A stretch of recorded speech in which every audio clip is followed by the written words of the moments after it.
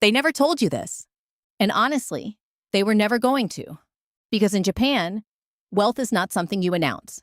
It is something you guard, something you build in silence, behind closed doors, in habits so quiet, so disciplined, so devastatingly effective, that most of the world has walked right past them without ever noticing. I have spent over 20 years advising some of Japan's most quietly wealthy families. Not celebrities, not influencers, not people with flashy cars or designer bags. I mean the kind of people who live in modest homes, drive ordinary cars, and yet sit on generational fortunes that could outlast their grandchildren's grandchildren. And after 2 decades of watching them, studying them, sitting inside their living rooms and their boardrooms, I finally understand what they do differently. Today, I'm going to tell you everything. But I need you to stay with me, because what I am about to share is not what you have heard before. This is not a motivational speech. This is not a list of tips. This is a code. A silent, ancient, almost invisible financial code that the rest of the world was never meant to crack. Are you ready? Then let us begin. Habit number 1. They practice kakebo, the art of conscious spending. Let me ask you something deeply personal. Do you actually know where your money went last month? Every single dollar? Or yen? Not roughly. Not, I think I spent too much on food. I mean precisely, painfully, honestly. Most people don't. And that gap, that blind spot between earning and knowing, is exactly where wealth goes to die. In Japan, there is a 100-year-old practice called kakebo, pronounced kakebo, and it translates simply to household financial ledger. It was invented in 1904 by Hani Motoko, Japan's first female journalist, and it has been quietly shaping Japanese financial culture ever since. Here is how it works. At the beginning of every month, you sit down, not with an app, not with a spreadsheet, but with pen and paper. You write down how much money you have. You write down what you need to spend. You ask yourself 4 sacred questions. How much money do I have? How much would I like to save? How much am I spending? How can I improve? That is it. That is the whole system. And yet, studies have shown that people who practice kakebo save on average 35% more than those who don't. Not because they earn more, not because they budget perfectly, but because awareness alone changes behavior. The moment you write something down, you feel it, you own it. You can no longer pretend it didn't happen. The wealthy Japanese families I advise don't just track money. They feel it. Every purchase passes through a moment of conscious reflection. And most impulse buys, they don't survive that moment. Now, if this is already making you think differently about your finances, hit that subscribe button right now. What's coming next will completely change the way you see money. Habit number 2, they embrace ikigai as a wealth strategy. Ask yourself this. Are you doing work that you would do even if you weren't paid? Most people laugh at that question. Who does that? They say. The quietly wealthy Japanese will look at you and say, we do. Ikigai is a Japanese concept that means reason for being. It lives at the intersection of 4 things: what you love, what you are good at, what the world needs, and what you can be paid for. Now here is why this is a wealth habit and not just a philosophy. People who find their ikigai don't job hop in desperation. They don't burn out and lose years of their career. They don't spend money on things they don't need to compensate for jobs they hate. They build mastery over decades in one craft. And mastery, in any field, eventually becomes irreplaceable value. One of my clients, a ceramics artisan in Kyoto, has been perfecting his craft for 41 years. His pieces sell for amounts that would make your jaw drop. He has never chased money. Money has chased him because he became undeniably, unreplicably exceptional at the thing that set his soul on fire. When your work gives you purpose, you stop hemorrhaging money trying to fill an emotional void. The two are more connected than you think. Tell me in the comments. Have you found your ikigai? What is the work that makes you forget time exists? Habit number 3. They use the envelope system, but with a twist. You may have heard of the envelope system, allocating cash into different envelopes for different spending categories. But the Japanese version carries something extra, something almost ritualistic. It is called fukuro bunka, the art of envelope division. And what makes it different is not just the mechanics. It is the intention embedded in every envelope. In traditional Japanese households, each envelope is not just labeled with a category. It is labeled with a purpose, sometimes even a person or a dream. One envelope might say, Mother's birthday. Another might say, the trip to Hokkaido we promised ourselves. Another might say, the day we are free. That last one, that envelope, it sits in a drawer and it haunts you, in the best possible way. Every time you are tempted to overspend, you remember that envelope. You remember what it represents. And suddenly, that unnecessary purchase doesn't feel so necessary anymore. Money without meaning leaks. Money with meaning compounds. Not just financially, but emotionally. The Japanese understand that emotion is the greatest financial tool ever created. They don't fight it. They engineer it. Habit number 4, they are obsessed with Mottainai. The zero-waste money mindset.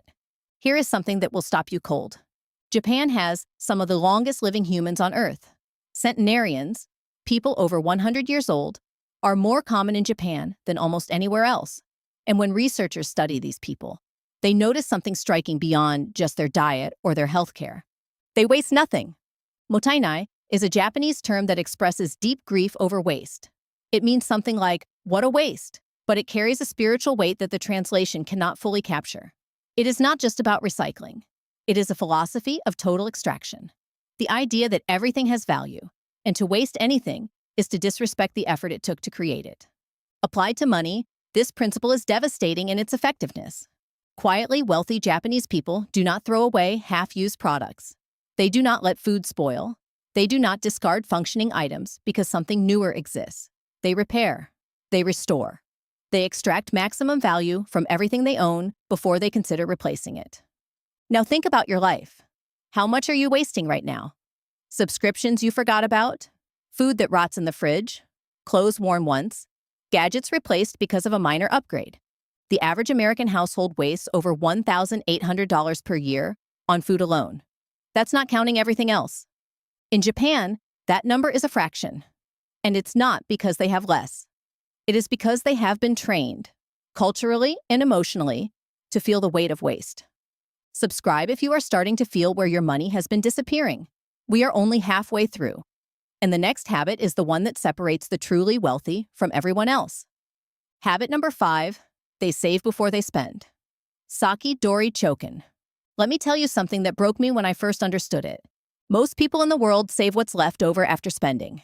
The Japanese wealthy save first, and then live on what's left. This practice is called saki dori choken, which literally translates to advanced deduction savings. On the day money arrives, a fixed portion is immediately moved. Automatically, without negotiation, without exception. Before any bill is paid, before any purchase is made, before any temptation can arise. It is not a discipline thing. It is a system thing. The difference is everything. Discipline requires willpower. Willpower runs out. Systems are automatic. They do not get tired. They do not get tempted. They do not have bad days. Japan's personal savings rate has historically been among the highest in the world. Not because Japanese people earn more, but because they have built systems that remove the human element of temptation from the savings process entirely. Ask yourself honestly, are you saving what's left over? Or are you paying yourself first? If it's the former, I want you to change that. This week, not next month. This week. Drop a kuraisa in the comments if you are committing right now to saving before you spend. Let's hold each other accountable. Habit number 6, they reject seihin, the culture of status spending. Here is where it gets deeply emotional. In the Western financial world, there is enormous pressure to look wealthy, to signal success, to prove through consumption that you have arrived. This is the trap that has swallowed millions of people whole. Car loans for cars they can't afford, mortgages on homes that impress guests but enslave owners, watches that cost more than most people earn in a year. In Japan, there is a counterculture called seihin, translated as noble poverty or refined simplicity. And I want you to understand, this is not about being poor. It is about being free. The truly wealthy families I have advised in Japan are often indistinguishable from their neighbors. They do not drive status vehicles. They do not wear labels visible from across the room. They do not renovate their homes every 3 years to keep up with trends. They make this choice consciously because they understand something that most of the world has missed entirely. Every yen spent performing wealth is a yen stolen from actually building it. The people who look the wealthiest are frequently the least wealthy. And the people who are truly, generationally, quietly wealthy, they look just like everyone else. Does that not haunt you? It haunted me for years. Habit number 7. They think in generations, not quarters. I want you to close your eyes for a moment. Imagine a tree, not a sapling. A great, ancient tree. The kind whose roots run so deep that no storm has ever moved it. Now imagine that you planted that tree. Not for yourself, but for someone who is not yet born. This is how the quietly wealthy Japanese think about money. There is a concept in Japanese culture called Sampo Yoshi, a business philosophy originating from the Omi merchants of the Edo period. It means three-way good. Good for the seller, good for the buyer, and good for society. But embedded within it is a temporal philosophy. Decisions are made not for today's profit, but for long-term harmony. Many of the families I advise have financial plans that span 50 to 100 years. They make investment decisions based on what they want their grandchildren's grandchildren to inherit, not what they want to enjoy next summer. This changes everything. When you think in generations, you stop making panicked, short-term decisions. You stop trying to time the market. You stop chasing trends. You plant, you tend, you wait. The most powerful investment strategy in history is not complicated. It is simply time, and the discipline to stay out of your own way long enough for compounding to work its miracle. If you want to learn more about building generational wealth, subscribe now. Every week, I bring you the strategies the wealthy use but rarely talk about. Habit number 8, they invest in wa, the economics of harmony. Ask yourself, who are the 5 people closest to you? And are any of them financially disciplined? Because here is a truth that most financial advisors will not tell you. One I have seen play out over and over in 20 years of practice. Your financial destiny is deeply entangled with the people around you.